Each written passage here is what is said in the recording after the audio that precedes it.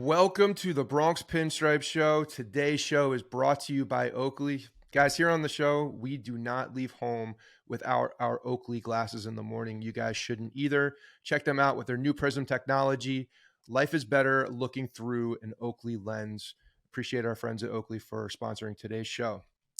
Okay, we have a stinker. We have a stinker to talk about. We have an absolute terrible series to talk about up in Fenway. It was a great timing for Andrew Otandi to dip out on us, for Leanne to have the baby today. We're excited for them. Things are happening right now. Not to give too much detail, but things are happening. That's we got a text message that we're in motion and baby should be coming soon. So we're excited for Andrew and Leanne and the new addition. We'll learn all about that when Andrew's back, so we can find out. We need a name. We need to know what's going on. We need to know all those details once we get back. So today, I got my guys, the producer staff here. We got Logan and Ilya sitting in so that we can start talking a little bit. And this is going to be a therapy session, ladies and gentlemen, because there's not a ton to dive into. There's not a ton to dive into that I have the tolerance for, nor should you have the tolerance for, because at the end of the day, this team is just playing badly. The people that Boone and Cashman have put in place to do the thing without Aaron Judge, the guys that are getting paid the money are not doing the thing. They're not producing. And when you have a supporting staff of big name players that are paid to come out and play well are not doing it, and you have to lean on the Jake Bowers, the Willie Calhouns of the world, then you're not going to win a ton of games. You'll surprise some people. You'll get some good outings from these guys. You will be pleasantly surprised, I think, sometimes by these role players who are, at the end of the day, free agent signings that were brought up from AAA that didn't have a home in the major leagues until they were brought over to the Yankees to go into Scranton, and now are up because of a depleted roster. And all I know is that ever since Aaron Judge ran into a wall and we found the 6-inch piece of concrete that the Los Angeles Dodgers decided to keep in their stadium plans, ever since that day, the team has been different. That the production obviously has been very different, and we just got swept by the Boston Red Sox up at Fenway Park.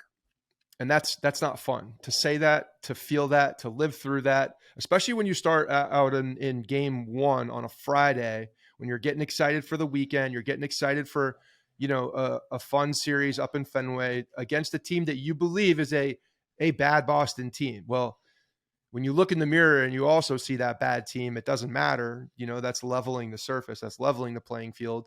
And you go up to Boston, a hostile environment, a team that knows how to play up there. Obviously, they know how to pepper the wall pretty damn well, even with guys that shouldn't be doing or shouldn't be producing the way that they are.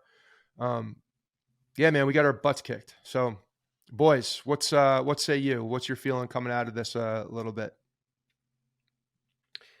They seem lifeless.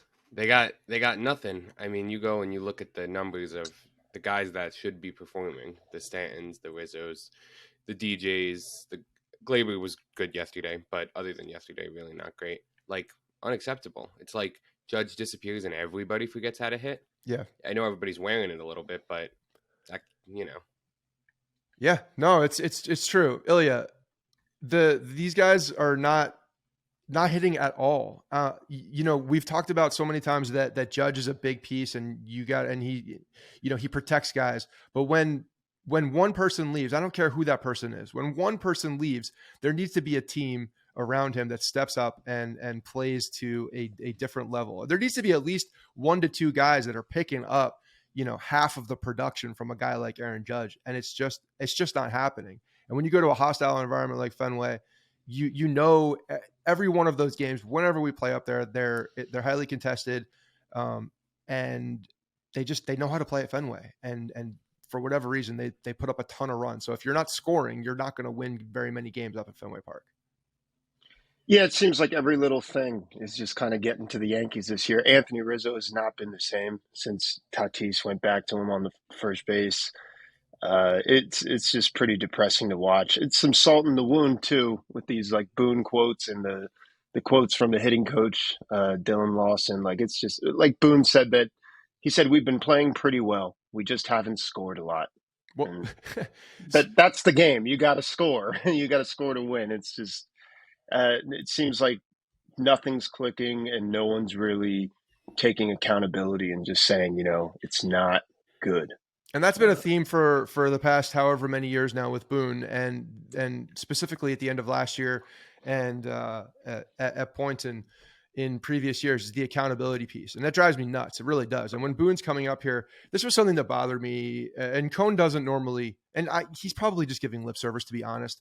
But I like Cone a lot in the booth. I think Cone says, he dives in on the player side. I think he understands the game really well.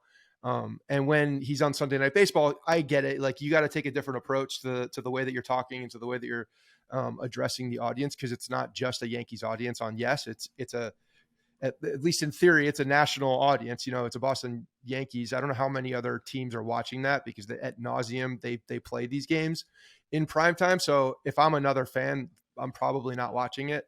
So you're getting a very similar crowd. But he's comparing the Alex Cora in the approach to the players, talking about Alex Cora and talking about Aaron Boone and how they are player managers and how they have the utmost respect by from the guys in the clubhouse and all of these things, really putting them on level playing fields as far as their approach and their types of management. And to me, I don't see it. I don't see, are they outgoing guys? Are they former players and can talk the talk on that side of it? Sure. Okay. That, like, to me, that's where they stop. The comparisons, that's where they stop.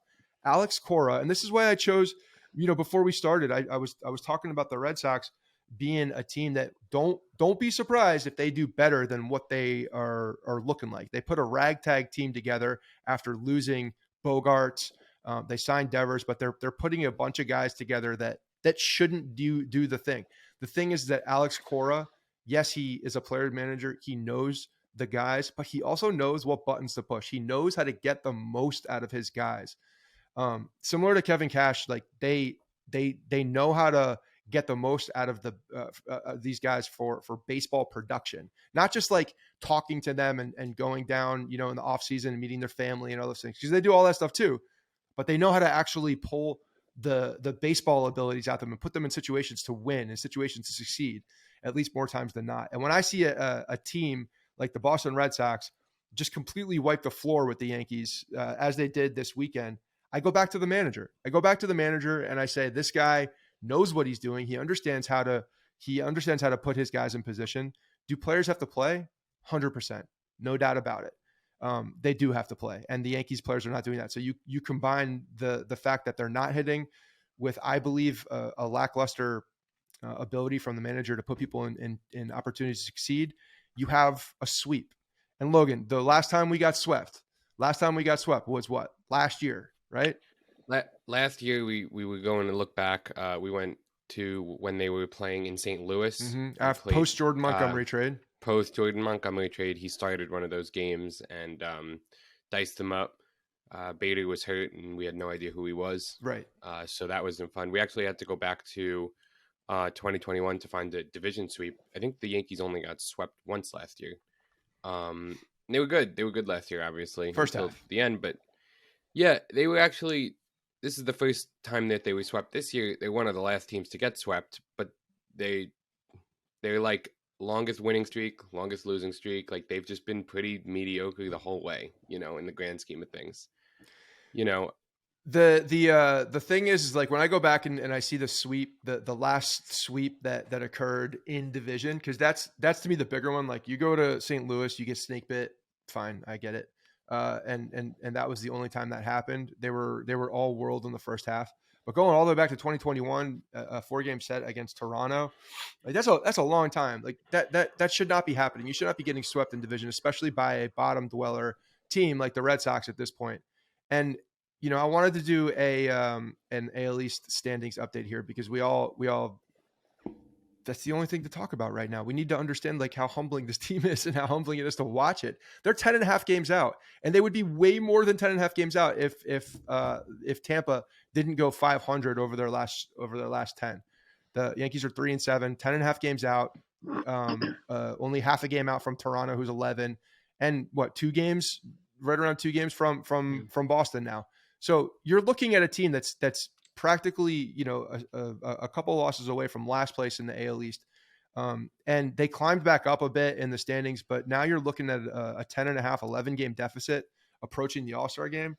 That's a really big hurdle to climb. And when I was looking at how good the Rays were, their home record, man, they've lost 7 games. They have a ridiculous record at home. The Trop is now a place that they are dominating. And when you go in and you win the AL East, and now you are claiming home field advantage essentially through that, and you're playing that well at home, that's a significant problem for everybody, but including the Yankees. It's always been a hard place for them to play, no pun intended. But that's a record that is going to come back and bite us if Kevin Cash knows how to play there as well as he does, and these guys are really revving up to play in Tampa. Then the Yankees are even in trouble if they are looking at a wild card. And that's what we're looking at. We're looking at a wild card. We're looking at backing into the playoffs. Thankfully that there's an expanded list, an expanded number of teams, but that's what we're looking at. We're looking at a team that is going to claw into the playoffs potentially. Unless something miraculous happens at the trade deadline, or these guys all come back and we have a reverse of last year and they start playing, out of their minds in the second half of the year, then I don't know what to tell you besides the fact that they're going to be battling for a first or second wild card. And frankly, it could be that second wild card. All right, guys, before we get into any of the news and the notes, I want to tell you a little bit about Game Time. When you're stressed out about tickets and you're trying to buy them and you're looking for that last minute deal, hunting down the best price, competing with other buyers for huge popular events, buying tickets to your favorite events, especially Yankees games, should not be stressful. You should be stressing about the outcome of the game, but not necessarily getting the game. Game Time is the fast and easy way to buy tickets for all sports, music, comedy, and theater near you. It's not just sporting events. These guys have tickets to anything you can get tickets to. They have killer deals on last minute tickets and their best price guarantee. You can stop stressing out tickets and start getting hyped for all the fun you're going to have. Go browse through the Game Time app and check out all the upcoming events in your area. There's flash deals, last minute tickets, and it's easy to find and buy tickets for every kind of event. You can even see the seat views, the images of the seat views in app, which is huge. That's a big deal so that you can really look to see what you're going to get. Lowest price guarantee, event cancellation protection, job loss protection, all these things. Game Time has your back. And it is absolutely the best time to buy tickets, especially if you're going last minute. Forget the planning in advance. Game Time has deals on tickets right up to the last event. Stagger tickets without the stress with Game Time. Download the Game Time app, create an account, and use code Bronx for $20 off your first purchase. Terms apply. Again, create an account and redeem your code Bronx for $20 off. Download Game Time today. Last minute tickets, lowest price, guaranteed. Okay, so, I think the saving grace for when the Yankees are struggling is for us to look forward and identify who's coming back. I feel like that's been our game. Each time we're struggling and we're looking around and we're seeing the names that we don't want to see. So Ilya and Logan, can you guys take us through some of the injury updates and who we got coming back? Because there are some big names in there. So Bader's coming back for the Seattle series. Looks like Oswaldo was sent down. Yep. So hopefully that can lengthen that lineup a little bit. Carlos Rodon, he's starting a minor league rehab assignment tomorrow, and they said he should need about 3 starts. So assuming all goes well, no more cranky back, we're probably looking at a return before the All-Star break, hopefully early July. So if we're looking at him early July, what are the ramifications in the top in the rotation at that point, right? So we got Cole, Sevy hopefully is still going at a pace that he's going, but improving mechanics. I'm still like in my head, I'm knocking wood that there's not something around the corner for him. And then we have an update on Nestor as well, or is he still down? Nestor resumed playing catch on Sunday, yesterday. So I did see somewhere a possible return in July, but I would assume if it's possible, that means late in July, Yeah. maybe early August. So he's August, probably mid-August is more likely if he's just starting to throw at this point. And I'm done being optimistic with these with these injury reports, because the one on Judge just, to me, keeps getting worse. We saw that there's a second ligament now in the foot that's been bothering him, so he's getting these injections that are supposed to heal, speed up the healing process and get him going. But the update on him is what Boone's basically saying, I have no idea. I don't know, which, okay, I appreciate. But at the same time, I feel like you should know a little bit more about your star player. Yeah, it's not, I mean, it's not good, the updates. It's very, very vague. And when they're very, very vague, that is not a good thing. Boone talked about him returning before the All-Star break. He said, I think there's a shot for that. That said, I don't know. Like, I think he could be back in a week. He could be back in 4. I don't know. I mean, they're literally playing a semantics guessing game here. And He had when I hear he's talking to DJ about like pain management or like the things that he, like, how do you feel? What does your toe feel like? I don't like that.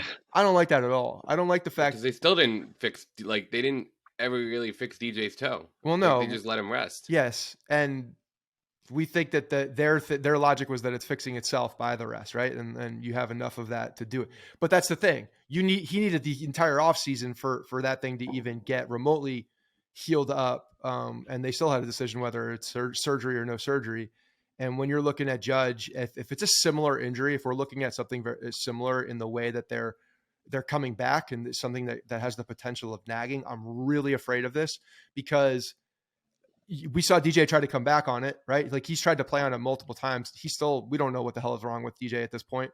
But even last year, you're looking back, like, he was hobbled by this toe. This toe is a problem. And I referenced, I was in the studio during the last recording, because my computer fried out on me.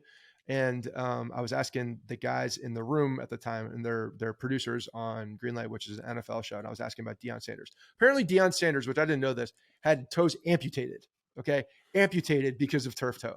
They were nagging him so badly that they were like, let's just get rid of the toes, because that's the best way forward. That's what we were dealing with at that point. And like, I understand you're looking at a very different situation, football versus baseball, but goddamn, when you're a cornerback in the NFL and you're trying to cover wide receivers, you'd think that you need the quickness and the agility that your foot and the flex on your foot gives you. So you need those toes even more so. So I'm not saying that Judge is going to get his toes amputated. That's not what I'm saying. But what I am saying is that it can get to that point where you're looking at a situation that's not good and affects your mobility in a massive way. And pro athletes, elite athletes, are going as far as eliminating the toes to move past it, which is wild to me. And that's why I think that, the name turf toe or whatever it is, it's a ligament in the toe that is bothering you, is one of these downplayed injuries that sounds like it's not a big deal, but is a very big deal to professional athletes that need that mobility. So I'm getting more worried and more worried, not only for him just coming back, but the level of him coming back. Like, what is he going to be when he comes back? Is this thing going to flare back up again? Because if we're looking at the comp and what DJ did, it doesn't heal in a month. It doesn't heal in 2 months. It may heal to the touch. It may heal to like doing everyday things, but trying to perform, playing the outfield, doing all the things that he needs to do to be at his best, it's going to be a problem. It's going to be something that continues to flare back up is what I'm looking at. And that's not good for what we're looking at now, because this team around him is just not doing the thing. They're just not doing the thing. All right, what else we got? Bader's coming back. We said that, right? Or did we say that? Yeah, we spoke about that. The other two updates are the two bullpen arms. Ian Hamilton began a rehab assignment with AA. He's also expected to need 3 outings, so he should be back relatively soon. And then Loizaga began throwing last week. They're looking at August, September. So if the Yankees if they can get a wild card, maybe he's there for the playoffs. Yeah, so he's a little bit behind Nestor, but probably along those same lines. It wouldn't surprise me if Nestor was a little bit further into it as well. depending on who's back. All right, let's dive into the games a little bit. Not that I want to spend a lot of time talking about these games, but I think there's some important pieces that we need to discuss and just talk through as to the why. Why is this team reeling against a bad Red Sox team? Why are they not able to actually go up to Fenway and do anything this past weekend? And it starts with the offense, which has been a problem now for multiple years when it comes to the playoffs, because when they need to get hits, when they need to be productive on the hitting side, they're not. And a lot of that you can boil down to not being able to execute in situations when there's runners in scoring position. So, Logan, where are we at with runners in scoring position with this series? So, the first game, they actually, didn't do too bad. I don't think they had all that many opportunities. They had 8 opportunities, so they went 3 for 8, which isn't terrible. The Red Sox went 10 for 18. But then in the doubleheader, they went a combined 1 for 16 with runners in scoring position and 0 for 11 in the second game, which obviously isn't going to cut it. For the weekend, they hit 167 with runners in scoring position as opposed to the Red Sox 432. We also had another stat. Let that soak in for a second, though.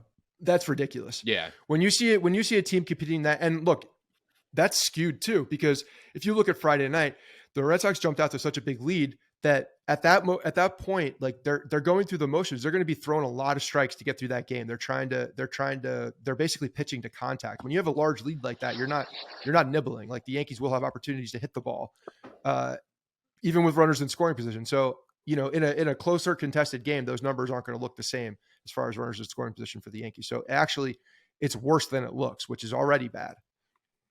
Yeah, we also had the other stat in here that last night was the 19th time this season that an opposing starting pitcher went at least 7 innings against the Yankees. That's by far the most in baseball, over the A's and the Royals, who were in second. Last year it happened 18 times to the Yankees all regular season, and I think that kind of demonstrates the flaw of this is different. This is a different Yankees team. The Yankees usually are grinding out at bats. Their hallmark used to be like, good pitchers. They got him out in the 5th inning. They might have given up not a 1 run, but it was like, all right, he's at 105 pitches, getting the last out in the 5th, and it's like, all right, and that was like, that's like the way I understood the 90s Yankees teams, and that's how I knew the Yankees teams of the last 5 years. So the fact that they're just completely away from that, their on base percentage is again under 300. We talked about that last episode. I think it's actually 299, not rounding now, which is crazy. And their batting average you mentioned their batting average. Their batting average over the last, since Judge is out, is 195. 195 batting average. 195. I don't care if you like batting average stat or don't like batting. It doesn't matter. Just they are, as a team, since Judge, the opposite of stepping up when your guy's down. They've fallen below the Mendoza line as a team, which is insane for their that level of production. And then Bayo, right, like was able to get this is the second time they've seen him now, and both times he has gone 7 innings. He's got very similar stat line in both of his starts, where he's getting into 7 innings, and able to really shut down the Yankees. Here's the thing: when you're talking about on base percentage and grinding out, you don't have the ability to do that when the opposing pitchers are just attacking the strike zone against a team that doesn't hit. When they know, or they feel confident that their stuff is better than the bats that are on the other side, they're going to attack the strike zone and play to contact. When you're playing to contact, you can't grind out as many at bats either, right? So it's a chicken or the egg situation, but you don't have the players or the respect factor that this lineup can do any kind of damage. So why, as an opposing manager, would you try to dick around at all with this lineup?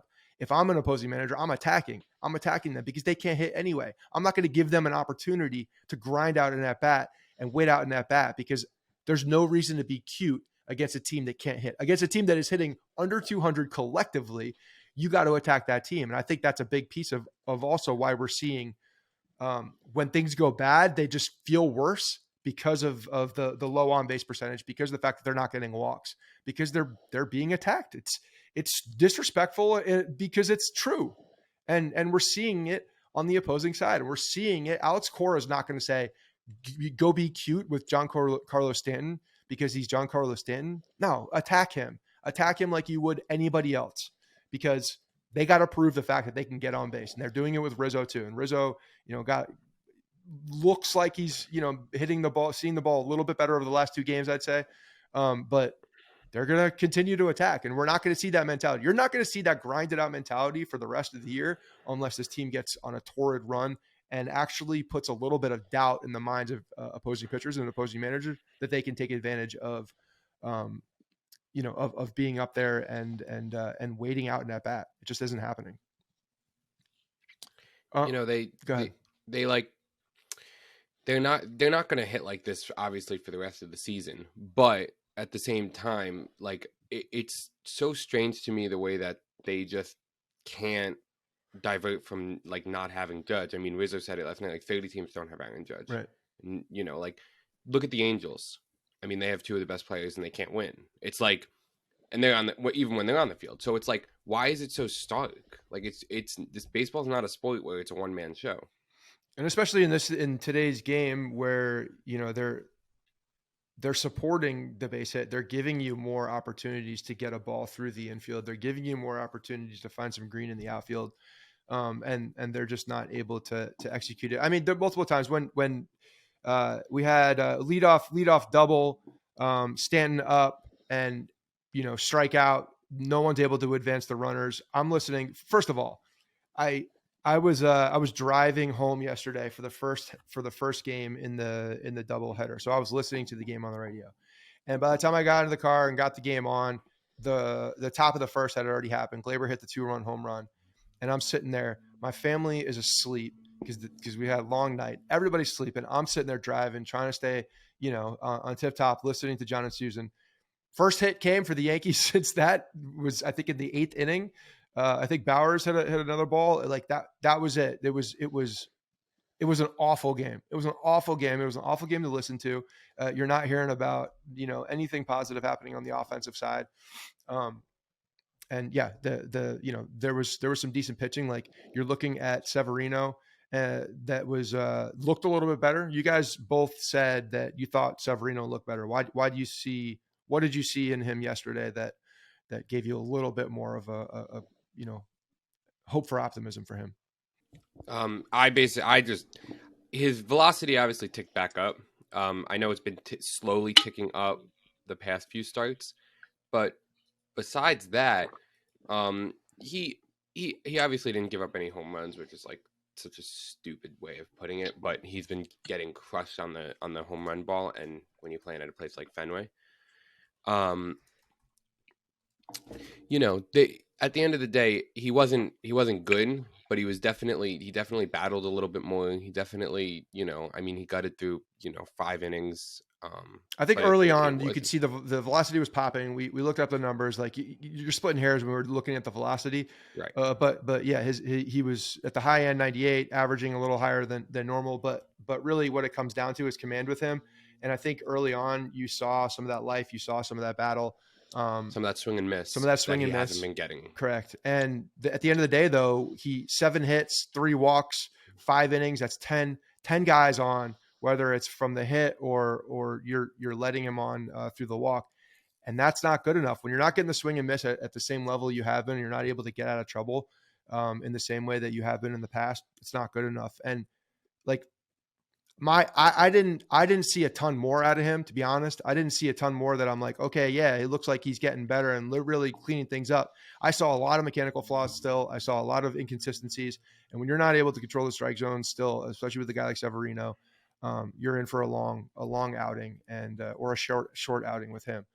And that's kind of what I saw. I didn't see a ton from him, but yeah, man, like this is an opportunity too, where you're looking at, the bullpen being very good for the Yankees, or really for the year.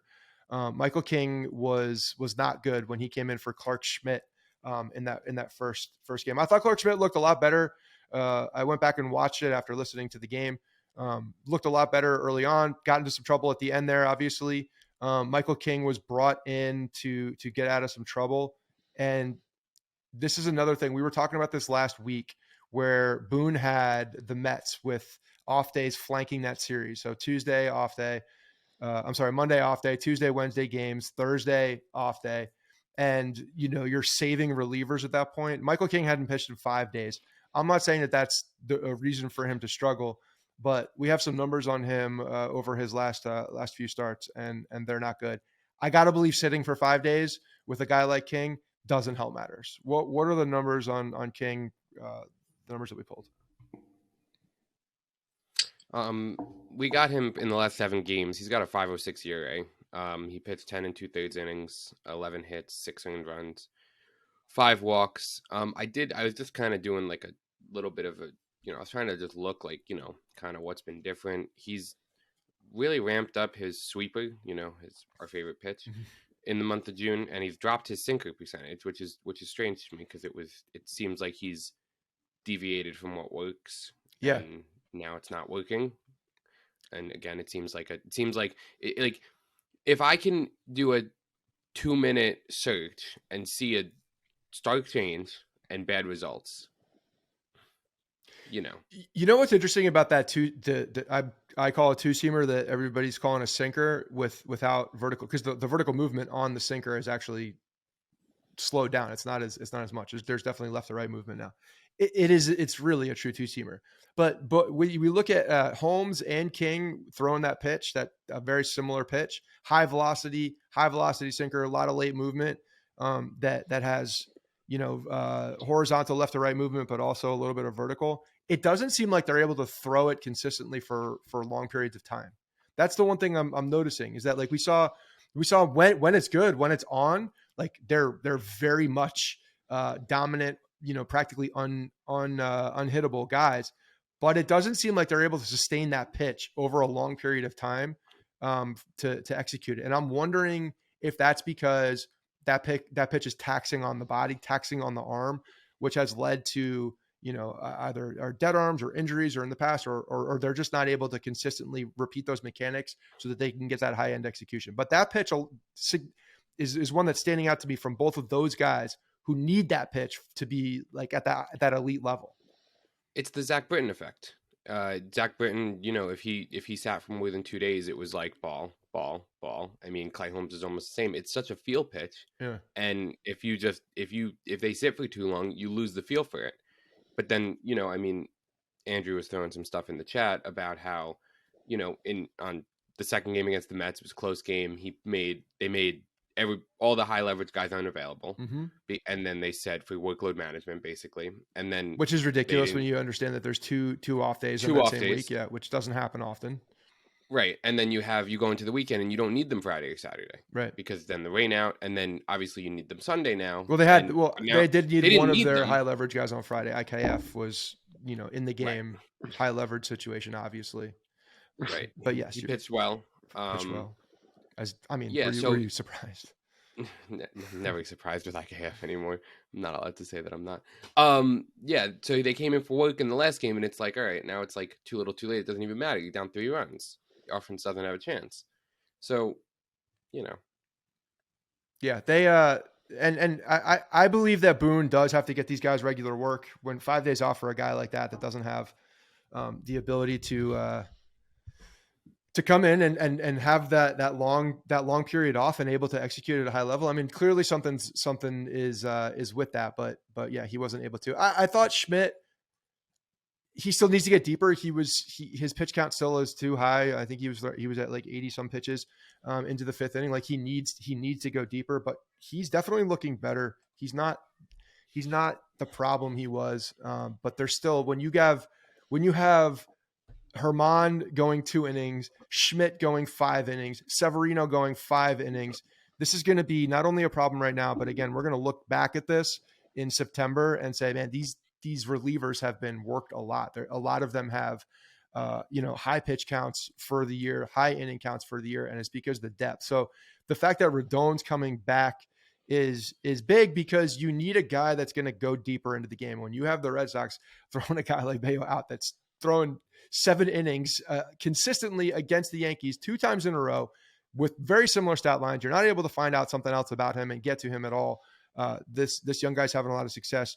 The Yankees need to do that. They need to get deeper so that the bullpen doesn't become a problem. It's been a strength, but it can very well be a problem that will be very apparent at the end of the season if these guys continuing to get overworked. So hopefully we can get some more back.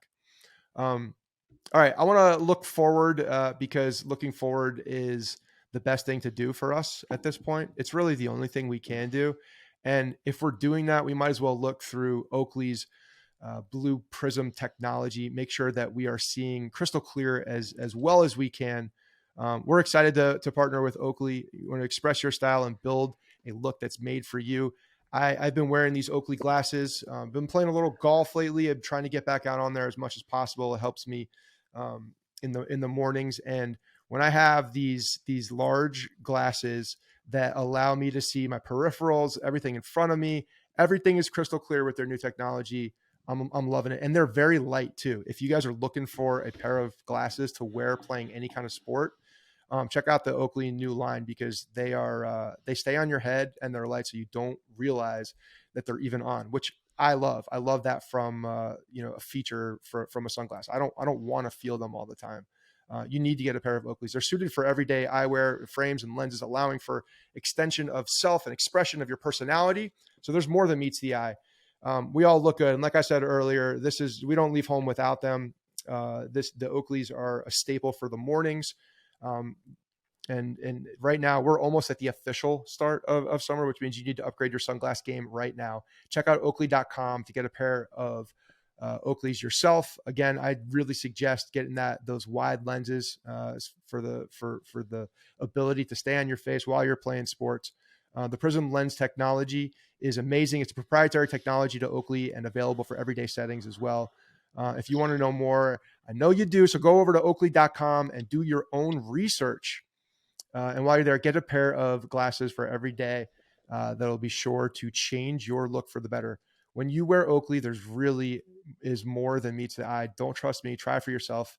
I've worn a lot of sunglass brands in my life, and I can assure you that Oakley is not only the best looking, but the best quality out there. Head over to Oakley.com for more information today. All right. It's got to get better.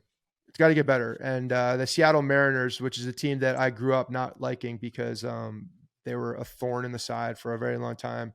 They're coming, and we're gonna play them, and they are struggling as well. They're a team that I think a lot of people out of the box saw the last year as a jumping point for them to get to the next level. Obviously, they have some pretty good pitching. They acquired the guy that a lot of people wanted the Yankees to acquire, Luis Castillo, the guy that had been rumored to go to the Yankees and trade talks for probably 3 years. And instead, Frankie Montas is now part of the Yankees, we think, somewhere under an MRI machine. But who we got coming up for the Mariners? Ilya, can you go through the matchups real quick? Yeah, so Tuesday, Garrett Cole versus Kirby. He's been pretty good on the year. Wednesday, TBD, that's the Nestor spot where Vasquez pitched last versus Luis Castillo, who's having a real good year. And Thursday, Domingo Germán is going versus, I think it's Brian Wu. He's a rookie. He's only made 3 starts. First start was pretty bad. Only got through 2 innings, but the past 2 starts, he's kind of reined it in a little bit. So not really sure what we're getting there. But Seattle's 500 on the season, 5-5 in their last 10.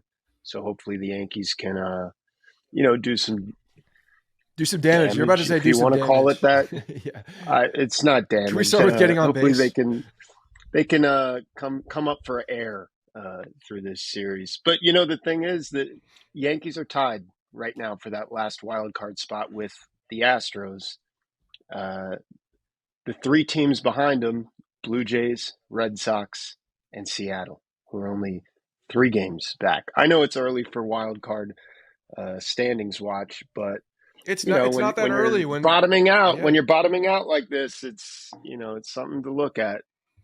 It is something to look at because they have to stay in it, until Judge is back. I guess that's what we're looking at, isn't it? Are we staying afloat until Judge is back? Is that the name of the game at this point? Is that what we're doing? Are we staying afloat until Judge gets back? That's crazy.